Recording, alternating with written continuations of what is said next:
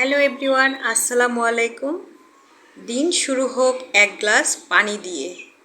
Metabolism বৃদ্ধি করতে রোজ সকালে নাস্তার কমপক্ষে আধা ঘন্টা আগে এক গ্লাস উষ্ণ পানিতে 1 চামচ চিয়া সিড সাথে 1 টুকরো লেবুর রস ও মধু মিশিয়ে পান করতে পারেন। কারণ চিয়া সিডে আছে উচ্চ মাত্রার ফাইবার, যা ওজন নিয়ন্ত্রণের জন্য বিশেষ ভূমিকা রাখে। আর লেবু ও মধুতে রয়েছে প্রচুর পরিমাণে অ্যান্টিঅক্সিডেন্ট, যা শরীরের জন্য অত্যন্ত উপকারী। এবার আসুন নাস্তার পালায়। ওজন কমাতে চাইলে সকালের নাস্তায় অবশ্যই রাখুন ডিম। এই ডিম কেবল আপনার দেহে পুষ্টিই যোগাবে না, সারাদিনে আপনার ক্ষুধাভাবকেও নিয়ন্ত্রণ করবে।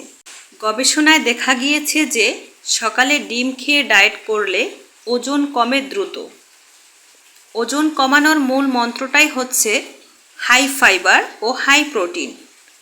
খাদ্য তালিকা থেকে চিনি এবং কার্বোহাইড্রেট জাতীয় খাবার সরিয়ে ফেলতে হবে।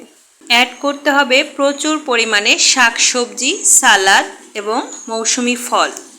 তবেই কাঙ্ক্ষিত ফলাফল পাওয়া সম্ভব।